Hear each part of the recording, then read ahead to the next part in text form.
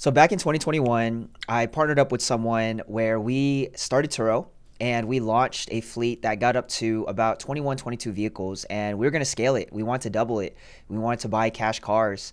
This is my update. I did over 100 videos on YouTube on just Turo. And I'm sure a lot of people, they continue to ask me. I get a lot of people reaching out, DMs. I was even debating on taking those videos down just because I didn't want to be known as the Turo guy, but I think it's so cool to just see a period of my life where I was really into something, thought we were going to scale it at that rate, and ended up just saying, no, you know what? I'm going to put my attention elsewhere because I have so many different other skill sets. I have so many things I'm working on, and I just wanted to be somebody that's not overextending myself with building too many things in one season.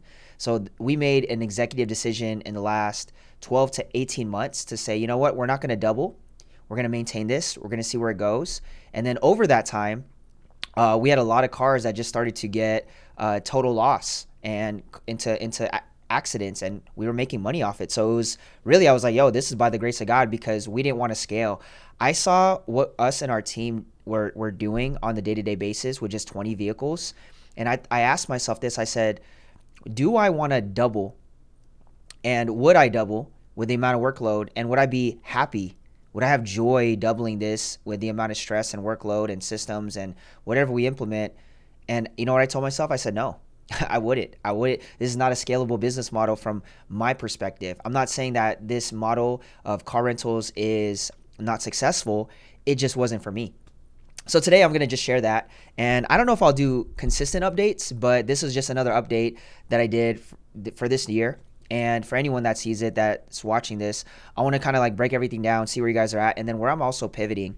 But again, there's a lot of ups, downs, a lot of things that I learned in that business model. So I'm so grateful. Am I still doing Turo? I am. So I partnered up with somebody that I found. So I was speaking at an event here, a business event here in Las Vegas. It's January 2024. And what ended up happening was I met somebody that knew somebody else that runs a Turo automation service. Now, be mindful, this isn't somebody that's just like a young kid that's out here for all the money. This is an older gentleman. I think he's in his 40s, late 40s. And they run a fleet of over 30, 35 Teslas and then other miscellaneous cars. So I know they're a little over 40 vehicles right now from when I last saw. But now they're kind of running it. We're doing a split profit. They're running it. It's all automated. I rarely have to do anything, pretty much nothing. Unless the only thing I'd have to do is if like an accident came, then I'd have to obviously be in the midst of that. But other than that, it's all good. So they're running that. We downscaled our fleet when we made that decision, and we sold vehicles that we could. And then whatever we had left, I kind of just handed that off to them. And I'm so grateful because I was doing early mornings, late nights, like it was such a different game. Like when we didn't have people that were in during obviously the 9 to 5 hours. And we also made it so that we don't get bookings after a certain time. And we just really, really slowed down in the last 12 months. And I'm grateful because now I have so much passion in working in other places. So pivots. Am I still in it? Yes. I'm still seeing the marketplace, but I want to just share something about it and why. My biggest thing was last week, one of my vehicles got delisted, and there's a lot of Turo hosts out there that ended up getting their cars delisted, and I'm hearing a lot and seeing a lot in the space. And I'm one of those guys that had one of my random cars. Now I have four Nissans, and then so I had a Nissan 2019 Sentra, and that one didn't get delisted, but my Nissan 2018 Sentra got delisted. Which is like, it's so weird. So they delisted it. Obviously, if you guys know about it, you can go do your research. And it just gave me a revelation. Like, we cannot trust these third-party platforms.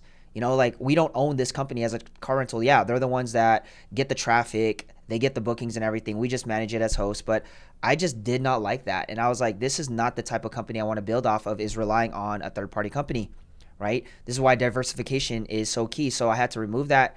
And thankfully, I'm able to leverage that off platform to get those car notes paid, because why would I just pay for something that's just sitting there? And I was able to bless a family, help them out. But it's interesting because it just gave me the revelation, like, what if half my fleet, you know, that when we had that, what if half the fleet? I know there's probably a lot of Turo hosts that are talking about this or are probably hurting from this. And these are the things that happen in the marketplace. This is why diversification is so needed. So we randomly got an email that we can't even listen anymore. Turo's not really saying anything. Again, do your research on it. But I just thank God, because I'm thanking God I got out of it. Now, how am I doing numbers wise? We just started. I gave them a couple cars just to start for the last couple months, and then I just gave them my 2018 BMW 3 Series. If you guys saw videos, that one was just doing amazing numbers, like over $500+ a month in profit. That was a car that was just getting booked, high dailies. And what I'm seeing now is how people in the Turo space, if they're able to last during this time, they're going to be blessed when the economy is back up. Like especially during this time. And that's really about business, is like adapting. The guy that I handed off to, they have connections to everything when it comes to the body shops where they're able to get parts for like really, really cheap. Like they just have the whole system locked. And they're also using a real estate property right now that his partner is one of the property managers. So they're making income, housing all their vehicles, paying that off. They're building equity on the property. On top of that, they are also being able to connect with other investors. Like it's a whole play. Like an investor is willing to give you 50 grand instead of 500 grand, right? So they're building trust with like investors, putting money into a vehicle, showing him how they can get paid through that vehicle, and then slowly scaling it. And it was a real estate play. And I was talking to this gentleman. He's a lot older than me. He's not this like young kid, right? And that's another thing that I gave. I was like, I'm not just gonna give it to a young kid that's like money hungry. I want to give it to people that I can actually take care of it and manage it. So when I gave it over, I just saw like the dude just dropped so much wisdom on me in like the financial game. And I even asked him, I was like, why Turo? And he was giving me all this game on like, the money's not in Turo, even though it's an active cash flow business off an asset. The money is in other realms, RC, and you got to see it like this. And I was like, wow. And I just saw how they're able to build it. And I didn't really see it like that. When I come in, and this is, again, y'all, this is a lot of stuff that I personally learned. I stepped in and I was like, I'm going to make money off the rental. But they're making money off the real estate. That's like their long-term play. And then all the investors, the deals. So there's a whole bigger play to this. And I realized that. And this is why I'm stepping out of that realm and staying in a realm that I've always been in. Marketing agency, consulting, building funnels, landing pages, running ads. It's just such a great place to be. And I've always been in that space. And that's kind of like what broke me through in business in general. So I decided to just go that route, teach on that route. And it doesn't get as many views as far as like the channel wise, but it does get clients on that specific thing. And I'm able to build equity on that. And that's the thing about YouTube is like, I wasn't building, like when I was talking about Turo, a lot of people are looking over it because it was hype and all the numbers, and I'm getting all these numbers, like even my training that I did like last year, and I'll link that below because that'll be one of the resources. But the training that I had as well, that one was able to get, I think it's at like 13 or 14K views now. And it's like a 30-minute breakdown on just everything that I learned. And it's just like, it's like a free mini course to give anyone that wants to get started. Now, would I tell anyone to not get started in Turo? No, I'm not. If you see it as a leverage point for you, and this is where business acumen, this is where discernment and knowing your specific situation and then figuring out how you can leverage it for these platforms. He had a bigger play. He's obviously a financial advisor, so he had a lot of connections, and he knows how to leverage the cash flow, the assets and everything. Me, I just came in because it looked like a cool business to just start, and I was never into cars. My partner was, but then I realized I didn't like the day-to-day. I wasn't into the operations, and if no one can answer, I'd be the one that had to answer because there's vehicles that they're my vehicles, right? I'm attached to it as the owner. So I just saw myself, and I asked these questions: would I double my fleet? No.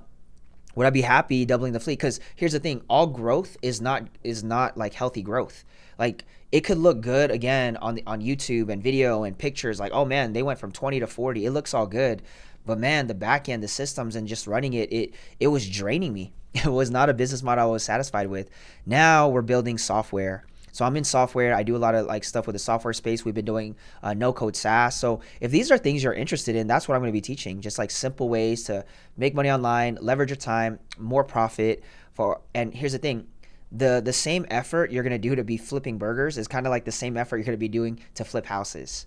You know what I mean? Like, yeah, some people are like, no, that doesn't even make sense. It does, because the energy, the work, the time you put in is going to be like, okay, I'm flipping this for 8 hours, or I'm going to be working 8 hours to go sign contracts. The profits are different. And that's what I saw.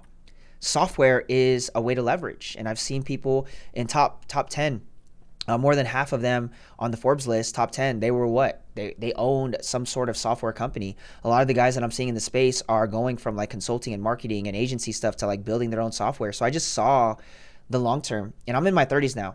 And I'm just like early 30s. I just turned 31 in December. I'm turning 32 this year. And I've just seen a lot. I've done a lot in the space in my 20s. And I said, I'm just going to double down on what I knew. I think that era was fun. I connected with so many amazing people, a lot of you guys.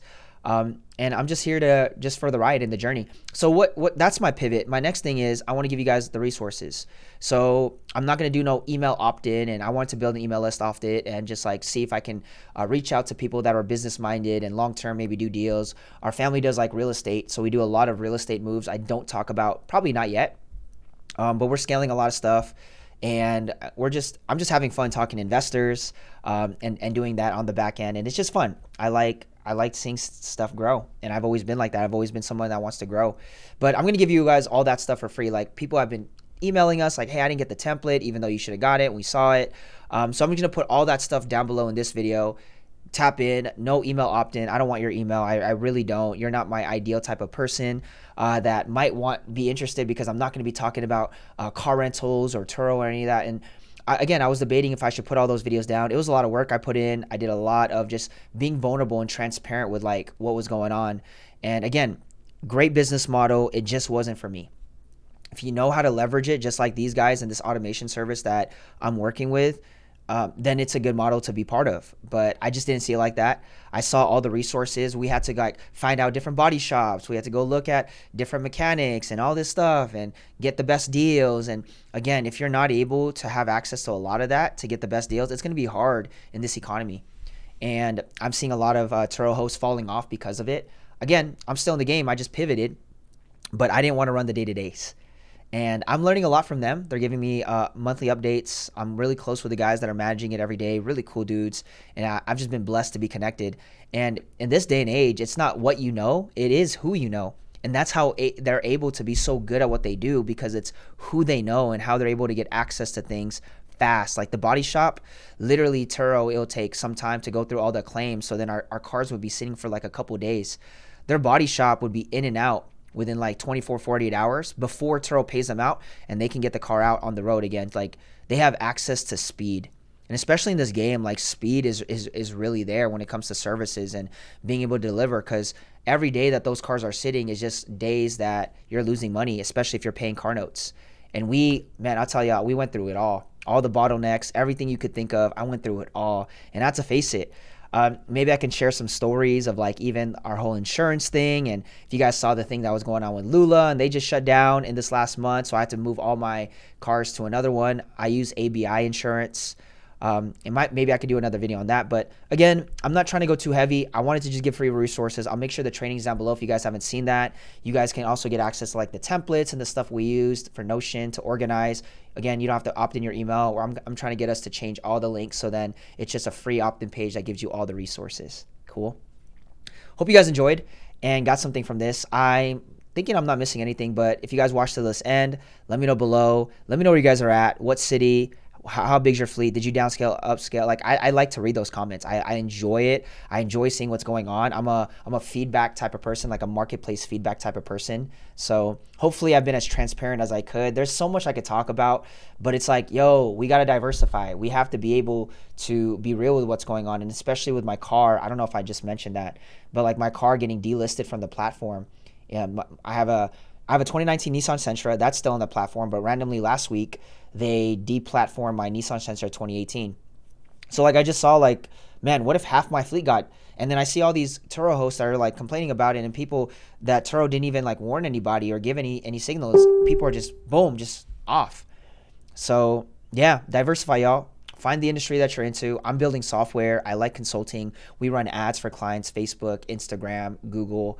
And I'm just staying in my lane, helping those businesses, doing what I'm good at. And hopefully this can give you guys some clarity on like, hey, what are you actually good at? What's consistently making money? And if you have the cash flow, or if you're excited about like this car rental venture or whatever other venture, make sure that you have the energy to split focus if you do, or at least leverage, because you've built something and you're like, man, I want to build something else. Go for it. I was in no means of building it. I should just double down on like the agency and the online stuff that I've always been doing. But yeah, it's a learning process, and I'm not playing around being in my early 30s now. Cool. Enough talking. I appreciate y'all. Let me know in the comments below if you guys enjoyed this, any questions, any feedback. Love to hear from it. All the resources will be in the description. You guys can have it all. Yeah, just look forward to it. and just part of the journey. If you guys are still part of this journey, following my stuff, or even just tapping in when you ever see it. Take care, y'all. God bless you. Have a great rest of your week. Bye bye.